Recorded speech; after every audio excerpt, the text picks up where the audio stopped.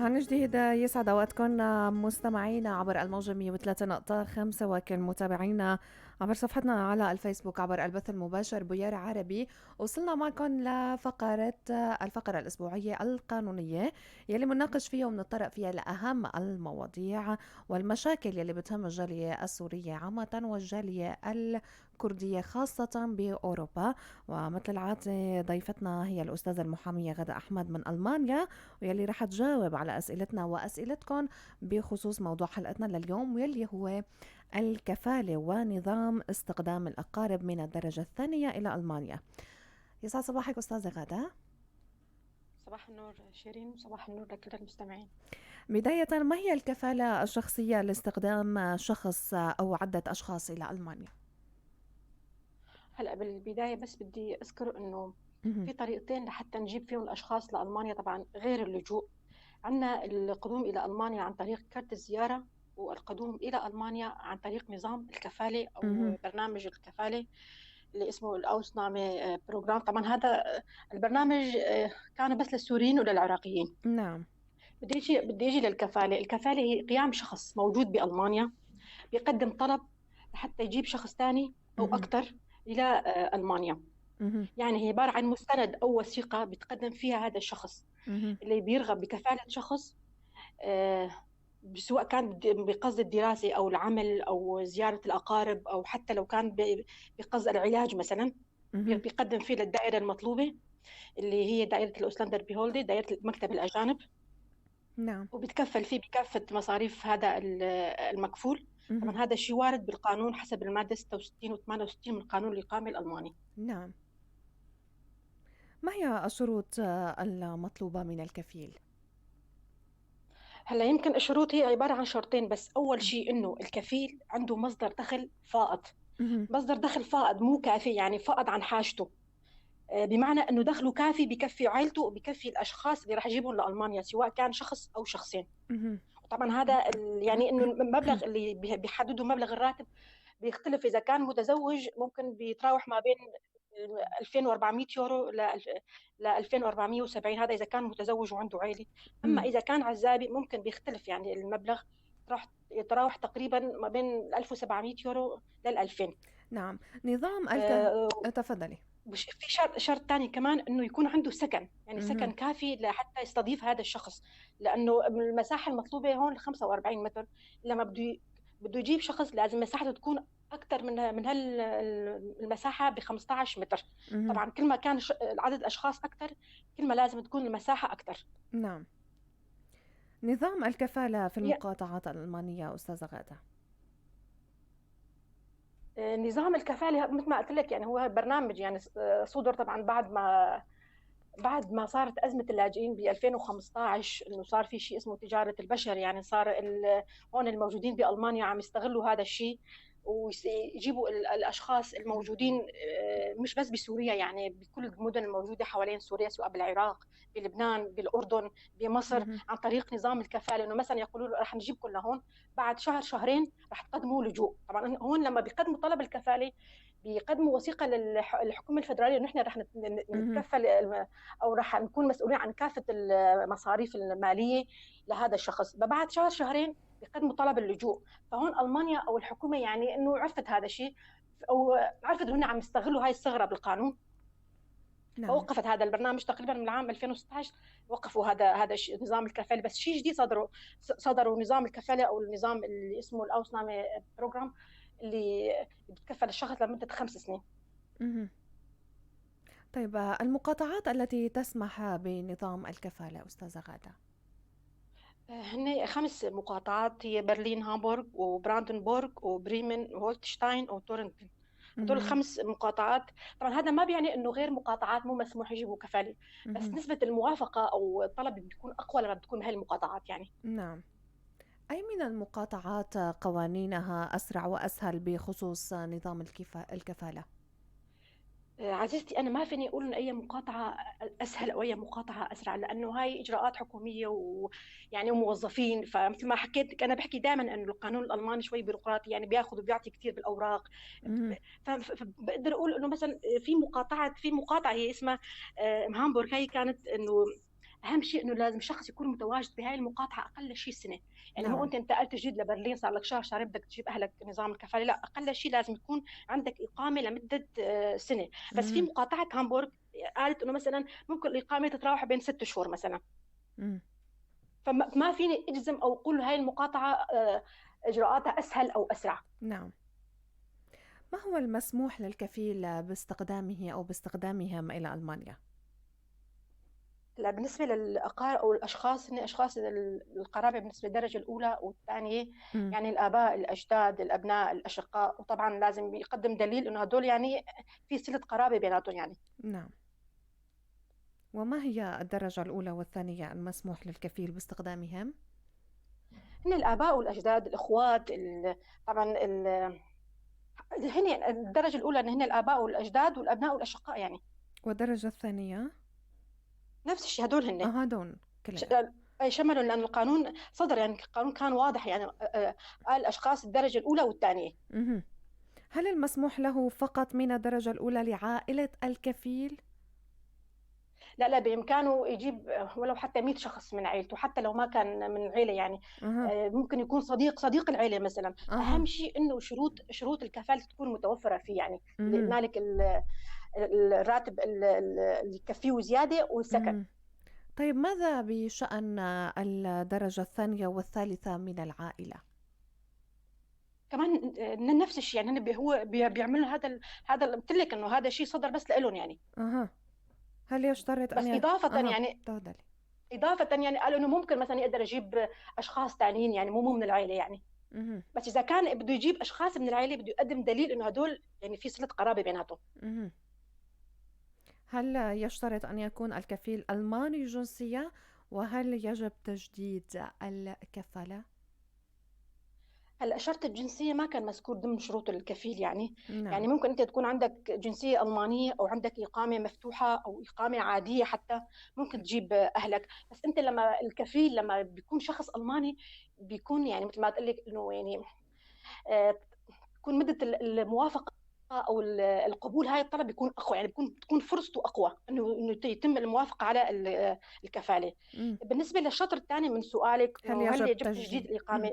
هون بدي كفالة؟ اميز بس بشغلتين في شيء اسمه تجديد تقديم طلب الكفاله وتجديد الاقامه نفسها. نعم. تجديد تقديم طلب الكفاله هلا ممكن مثلا شخص بيقدم اوراق الكفاله وتقريبا لمده 6 شهور ما اجى الموافقه او الرفض مثلا. اهم. هون لازم يقدم طلب من اول وجديد. اهم. وكمان من ضمن كل الاوراق اللي راح نذكرها بعدين يقدمها في ورقه كمان يذكرها انه هو لساته قام على عمله. اهم. اما تجديد الكفاله هلا هو تجديد الكفاله يعني بتكون صالحه طالما انت الشخص اللي عنده اقامه وعمل كفاله للشخص فخلص يعني كفالته راح تكون ساريه طالما اقامه هذا الشخص ساريه. اهم. بس ممكن تتجدد كل سنتين لانه مده الكفاله هي 5 سنوات. اهم. بس ذكرتِ قبل قليل تجديد تقديم الأوراق، ما هي طريقة تقديم الأوراق الخاصة وتفاصيلها بكفالة شخص أو أشخاص؟ التقدم للكفاله الشخصيه في المانيا اول شيء الكفيل بيتوجه لمكتب الاجانب المسؤول عن قسم التاشيرات الخاص بالكفاله الشخصيه. بيحصل على استماره تمام. اهم. وبيوقع على وثيقه او مستند انه هو راح يتكفل لهذا الشخص اهم. مصاريفه سكنه لمده 5 سنوات. نعم. وطبعا بيرافق هاي الوثيقه مستندات اهم هاي المستندات او الاوراق شو هي؟ جواز سفر ساري المفعول الماني طبعا وبطاقه الهويه الوطنيه. اهم. جواز سفر وطني اذا وجد يعني. اثبات انه الكفيل مقيم بالمانيا بشكل قانوني يعني عنده اقامه. وكمان تصريح الاقامه او قرار المحكمه. اهم. كمان اثبات انه الكفيل عنده دخل شهري ثابت يعني مو انه والله راح يشتغل شهرين ويترك الشغل. نعم. كمان كشوف راتب الكفيل لاخر 6 اشهر كان عم يشتغلون. وخطاب رسمي من جهه العمل اللي عم يشتغل في هذا الكفيل انه هذا الكفيل لساته قائم على عمل لساته موظف عندهم. اهم. وكمان اقرار من الكفيل او وثيقه اللي حكيت عليها بالبدايه انه هو المستند اللي بيوقع عليها وبتكفل فيها يعني قدام الحكومه الفدراليه انه هو راح يتكفل هذا المكفول. اهم. كمان في ورقة تانية، طبعًا مو كل المقاطعات عم يطلبوها، هي اسمها الشوفة، طبعًا اللي بيسمعنا من ألمانيا رح يعرف شو هي ورقة الشوفة. هي ورقة إنه أنت بريء بالذمة المالية، يعني ما عليك أي التزامات مالية، ما عليك مخالفات، ما عليك غرامات. لأنه هون إذا إجتك مخالفة ولنفترض 100€ وما دفعتيها، هاي المخالفة يعني بتزيد 200 ل300 ل400 لحتى تدخل اسمك بالشوفة. هاي الشوفة يعني إنه أنتِ ما فيكِ مثلًا تستأجري بيت، ما فيكِ تشتري شي بالتقسيط، ما فيكِ تعملي طلب الكفالة. يعني هاي ورقة مهمة للموجود في ألمانيا. اهم.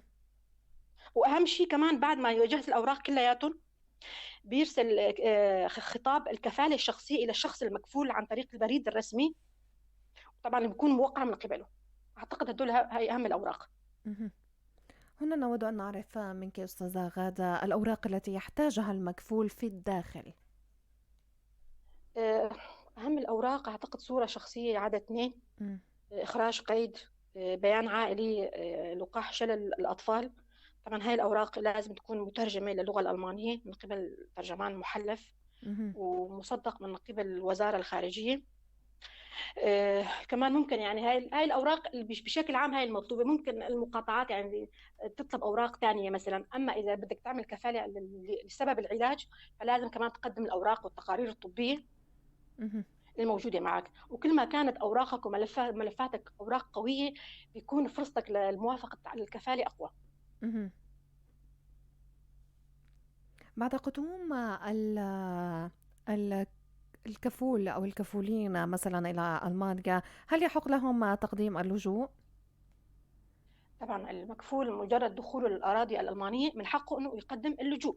يعني بس أكيد الكثير. ما لازم ما ينسى، نعم. ما ينسى إنه الكفيل يعني هو وقع على تعهُّد، يعني إنه هو اهم. راح يدفع كامل النفقات المادية للمكفول. يعني هون بهالحالة يعني الكفيل راح يتحمّل تكاليف الإقامة كلّياتها يعني. اهم.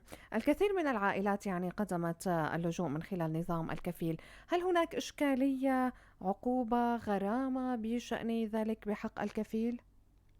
طبعًا أكيد في غرامة، وفي كتير ناس تغرّموا، يعني بتوصّل تقريبًا ل50,000€ لمدة إقامة هذا الكفيل حسب هو يعني إقامة المكفول 5 سنوات في ألمانيا بتكلّفهم تقريبًا 50,000€. نعم. فهذا هو راح يتكفّل كافة حتى إذا هذا المكفول ترحّل، راح ي راح ي يعني راح يكون من مسؤوليته حتى دفع تكاليف الترحيل لهذا الشخص المكفول. اهم. فراح يتغرّم أكيد، وراح يدفع كافة التكاليف. وفي أشخاص كتير دفعوا، وفي بعض المقاطعات يعني صدر مثل العفو، يعني أو يعني إنه عفاهم من هالمبالغ يعني. اهم. طبعًا ما راح يدفعوا دفعة واحدة، راح يقسطوا يعني بالتقسيط يعني. اهم. أستاذة غادة، أحيانًا تُرفض الكفالات، ما هو سبب رفض الكفالة؟ هلأ مجرد تقديم طلب الكفالة أو التوقيع على هاي الوثيقة يعني اهم. ما هي سبب كافي يعني لحتى تاخذ الموافقة على الكفالة يعني. ممكن تنرفض لأي سبب من الأسباب يعني. ممكن مثلًا عدم توافق الكفالة للشروط المفروضة من قبل مكتب الأجانب يعني. يعني أنتِ مثلًا اتلاقيت مع موظف مزاجي مثلًا، قال لك إنه هذا الشرط ما هو متوفر بالكفالة. اهم. ممكن السفارة نفسها لمّا بتحس إنه هذا طلب الفيزا ما هو جاد بغرض السفر، يعني ما هو جدي بطلب السفر. ممكن تحس اهم. إنه مثلًا هذا الشخص ما في صلة قرابة بينه وبين الكفيل اللي عمل له طلب الكفالة، يعني يصير عنده شك إنه ممكن هذا بالمستقبل يقدم طلب اللجوء. نعم. ماذا يفعل الكفيل إذا لم يكن قادرًا على دفع غرامات وتكاليف الكفالة؟ هلا بهالحالة طالما هو مو قادر على دفع الغرامة، فأكيد هو يا إما انفصل من الشغل أو ترك الشغل يعني. إمم. فهون بهالحالة رح يتحول لدائرة الجوب سنتر اللي راح تدفع له شو اسمه الإعانة يعني. فهون اهم. يعني هو راح يتكلف التكاليف، راح يدفعهم يعني سواء كان بالتقسيط. يعني حتى لو جوب سنتر راح تدفع له الراتب، الحكومة راح تخصم له من هذا الراتب الغرامة المفروضة عليه، إن شاء الله ل10 سنة أو ل20 سنة. يعني هون في بألمانيا نظام التقسيط، يعني اجت عليك غرامة ولو نفترض 100€، فأنت رح تدفعها إن شاء الله رح تقسط عليك 10€. فأنت اهم. حتدفعها يعني. اهم. أستاذة غادة، أخيرا، هل يمكن للكفيل إلغاء التزامه المالي للشخص المكفول؟ ومتى تنتهي الكفالة الشخصية الخاصة بالشخص المطلوب؟ هلا عمليا مو من حقه انه يعني يلغي الكفاله يعني، الا اذا شاف شخص ثاني يكفله ماديا. يعني هو وصل لمرحله انه ما بقى قادر يكفي هذا الشخص ماديا، فبيشوف شخص ثاني نعم. يكفل هذا المكفول ماديا، وممكن مثلا يعني يلغي كفالته كمان اذا ثبت انه هو خلص يعني ما عاد قادر على تامين الكفاله، ترك شغله وانفصل من شغله. بس اهم شيء انه يقدم كتاب رسمي لدائره الاجانب، وكمان هاي الدائره تكون موافقه على هذا الطلب. بالنسبه اهم. لانتهاء الكفاله بتنتهي بمجرد يعني اذا بمجرد ما انه هذا الكفيل مو قادر على دفع المسؤوليه الماليه لهذا الشخص، بتنتهي الكفاله، او منذ اليوم الاول اللي بيطلع منه المكفول من المانيا، او منذ اليوم الاول اللي بيحصل المكفول على تصريح الاقامه. نعم. ختاما شكرا لك أستاذة غادة أحمد، كنت معنا عبر الهاتف من ألمانيا. شكرا لك على هذه المعلومات. مستمعينا ومتابعينا مكملين معكم بفقرات عطر الصباح، انظرونا بعد الفاصل.